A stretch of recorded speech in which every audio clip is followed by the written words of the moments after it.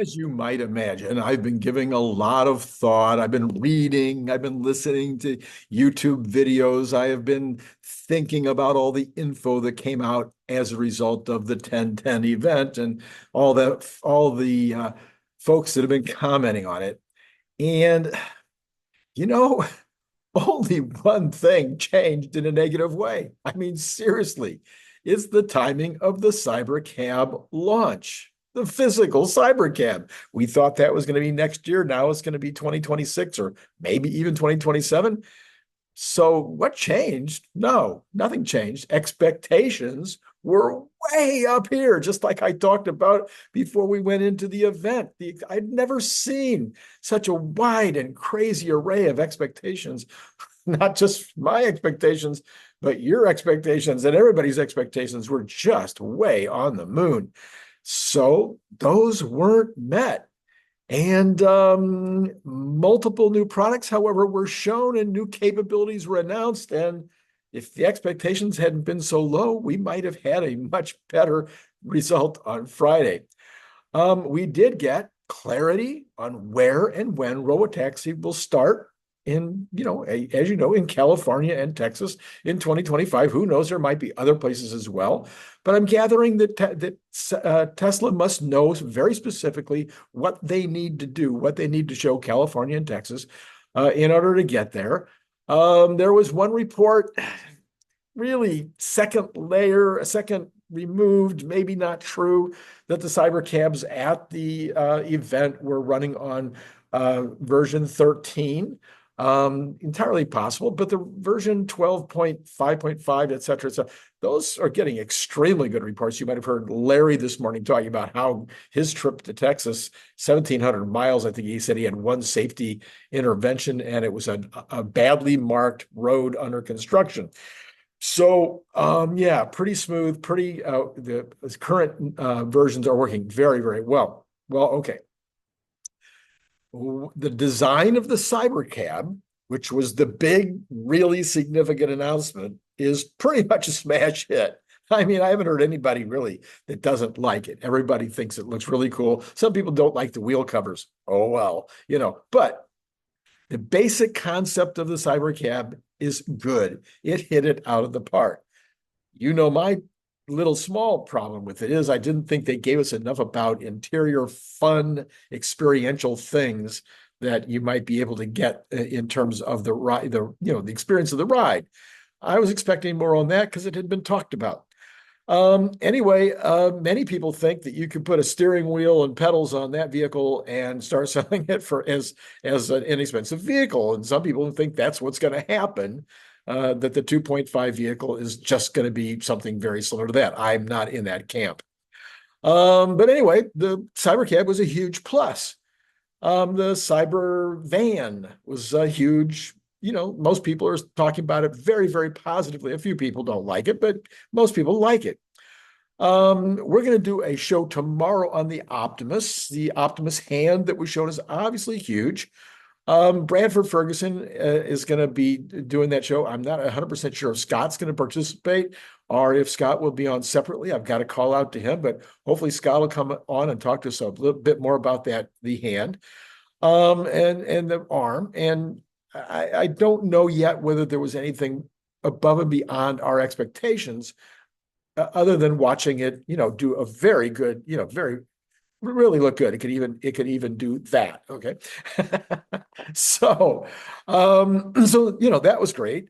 Tesla will probably say, here's some details of what I'm looking at with regard to the other thing that we're really, betting on with our stock investments. And that is the fleet of Tesla robotaxis out there actually earning revenues. So they begin that next year. So I think that Tesla will start their own fleet in Texas and California. I think this is in addition to the major businesses who will be buying, 5 or 10 or 20 or 50 or 100 vehicles and putting them out themselves.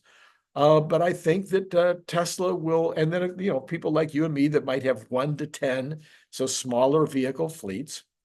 And so we'll have really big initial fleets in these two states. So so how will that actually look? If Tesla, let's say maybe Tesla will put out 5,000 vehicles. And let's say they cost them, their actual cost per vehicle, what it costs them would be 20,000 each. Some Model 3s, some Model Ys. Let's say some of them come off of their leases, coming back from leases. They'll be, some of those will be new. Let's say it costs 20,000 each. That's $100 million investment, an easy investment for Tesla to make. Maybe they'll do 10,000. Maybe they'll do 20,000. Not a big investment for Tesla, so they could do even more than this. But let's start out, let's say 5,000. I'm going to say that there's a couple of million vehicles, maybe more than 2 million vehicles now in the United States between the Model 3, Y, S, and X. Let's say 1 million of those are in California and Texas. I think that's a very safe number. California might have 1 million all by themselves. I mean, California is, the 5th largest economy in the world. And most of the Teslas that have been sold in terms of one geographic area have been sold in California and China, and a bunch more in Texas. All right, so let's say that there are 1 million Teslas in those two states, and let's say that 10% of those end up in service at some level, okay? Maybe they're out 20 hours a week, 40 hours a week, 60, but I mean, let's face it, most people are only using their vehicle for, as Elon talks about, like 10, 20 hours a week. So you can put it out there a lot, even if you got kids and all kinds of stuff, you can still put that car out a ton. So I'm going to say 10%. So it's 100,000 vehicles at 10%. I'm sorry, 10% of that available fleet. That's 105,000, 5,000 from Tesla, 5,000 Tesla vehicles and 105,000 in small, medium, and larger fleets by individuals and companies. All right, let's say that the 5,000 in the Tesla fleet are going to average 8,000 revenue miles per month at $1.50 per mile. I don't think you're going to have to go under $1.50. I don't think Uber can afford to go much under what they're charging now because they're not making any money. So they're very little money. So $12,000 per month would be 8,000 times $1.50. By the way, that's based on 720 hours per month. That's a bit more than 10 miles per hour, taking into consideration downtime, dead drives, and slow periods, okay? So if they're out there all the time, but, from 2 o'clock till 3 o'clock in the morning, it gets no rides. But starting at 4 o'clock, it starts to get some rides to the airport and stuff. Anyway, you get my point. So 8,000 revenue miles, I think, is reasonable based on looking up some stuff with regard to what Uber drivers do right now. I think that's probably realistic. 8,000 revenue miles, $1.50 a mile, 12,000 miles per month. $12,000 per month. All right. Now, and then that's pretty close to pure profit. We'll talk about that in a minute. Now, for so that also means that Tesla can recover the value of the vehicles that it's putting in the fleet in 2 months. Okay, that's pretty cool. So capital is not going to be an issue. They can put out as many as they want. Now, if that nets to maybe 8,000 a month, you've got 4 million per month in profit and growing. That's 8,000 times 5,000 vehicles.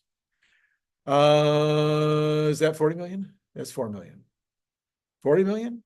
8,000 times 5,000. No, that's 40 million. I made another mistake right there. That's 40 million per month and counting. All right, let's change that right now. Okay, the other 100,000 of the small, medium, and large size fleets might generate 80% of that revenue, as some would be personal vehicles that are not out at the most important times of day. So let's say it's $10,000 per vehicle in gross revenue, okay? 10,000 per vehicle gross revenue instead of 12. If Tesla is taking 15% of that, like Amazon does, you end up with $10,000 per month times 100,000 vehicles, which is $1 billion per month in gross revenue, with 15% of that going to Tesla, or $150 million per month. $150 per million per month. Okay. So Tesla will be running at add that other the other 40. You've got 190 million per month. Let's make it easy. Round it to 200 million per month in profit. 200 million in profit times 12 is 2.4. Come on, did I do this right? Am I doing something wrong here? 200 million per month is 2.4 billion annualized per year. I think I made some other errors here and somebody didn't catch me. So I'm sorry, let's think about this again. So it's 150 million per month from the small, medium, large fleet, 40 million from their own 5,000 vehicles. It's 190 million. We're going to round up to 200 million. So 200 million times 12 is 2.4 billion. How come somebody didn't catch me on that on X? All right, so 2.4 billion annualized just from that beginning fleet in those two states. When it goes nationwide, it'll more than double those numbers. Worldwide, it's a little harder to know since revenues will be lower per mile in China, but another 50% increase might be realistic. So if now you got 2.4 times double for the US, 4.8, you got another 50% on top of that, and now you're up to real numbers. I don't know, $5, $6, $7 billion a year initially before it really starts expanding, okay? So that's pretty impressive. Nothing has changed about that. That is still the plan. And it's not a small number if they just do California and Texas. And I think people didn't realize that. They don't think about the fact that half of the cars probably that have been sold in the United States have been sold here in California. As one pundit put it, Tesla metal bending and energy storage is worth $200 to the stock by itself before you get to this Robotaxi deal. So now if you add almost close to the total amount of money that Tesla is making in Robotaxi, from the first kind of round that goes out there, not the ones in just California, Texas, that would be only a percentage, like about 25% additional profit. But once you get it worldwide, you're getting very close to doubling Tesla's revenue. All right, now if we return to 50% profit growth on the metal bending part and on the energy storage part, that adds significantly to that $200 number already before the Robotaxi. Then you add in Optimus, you add in semi-trucks, you add in, as Elon pointed out, the business of distributed inference. You've got cybercabs coming, whether it's 2026 or 27, it's okay. Nothing has really changed significantly. And that doesn't count the 2.5 or the Juniper, which, well, I guess it does because it was counted in those metal bending numbers above. So how does that all impact evaluations? Well, I think the stock right now is going to meander between 220 and 262. People are going to start to hear what I just said, and other people are going to be reporting the same thing because I didn't have to be brilliant to figure that out. And so so the pundits and the big market makers on Wall Street will start figuring out what I just said. And short of any major announcements, I think between now and earnings, because earnings is only 2 weeks away, you're going to meander 220 to 262. I don't think you're going to go down much more. I don't think you're going to go up much more than that in that period. Now then, after earnings, as long as earnings doesn't just kill it again, we go back down and test 180 or something like that, then we'll stay, in that same range until one of two or three or four things happen. We get information on Juniper. We get information on 2.5. We get information on whether we're really going to hit 1.8 million or more vehicles for the year. We start to see those kind of numbers coming in that help us to realize that we're going to get there. Maybe we get more information on California and Texas in terms of regulations that have to be met.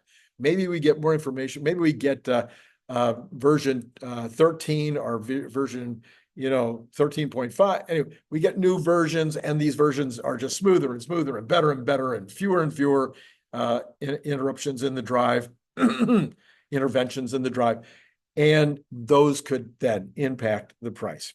Anyway, what do you think? Are you think we're stuck on a range for now? Do you think those are the things that'll break us out? Those things could break us out well above 300 if we get a couple of those things happening. I'd love to hear your comments on this particular video. especially with all my mistakes and errors. And I even put it up on X first, and people only caught the one. Well, there you go. Okay, so all right. I want to talk about Cybertruck bottle openers for a second. It's halfway through October.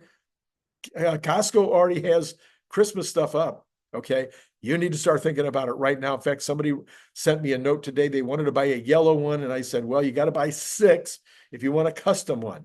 Well, if you want a custom one, you want to start thinking about that now. If you're going to put your brand on there, if you're going to put some stuff on there to hand out to your friends, it's going to be kind of custom for the Christmas season. Sometimes that artwork takes an extra minute. It's not hard. The artwork's not hard. You got the entire template right there. It's exactly that size. All you got to do is design your artwork around it and send it to us. So it's not hard to do these custom ones. And you can do 4 color, you can do 27 colors, you can do 1 color, you can do whatever you want to on there. Just like we've done with the camouflage, you can print anything you want. So 6 or more.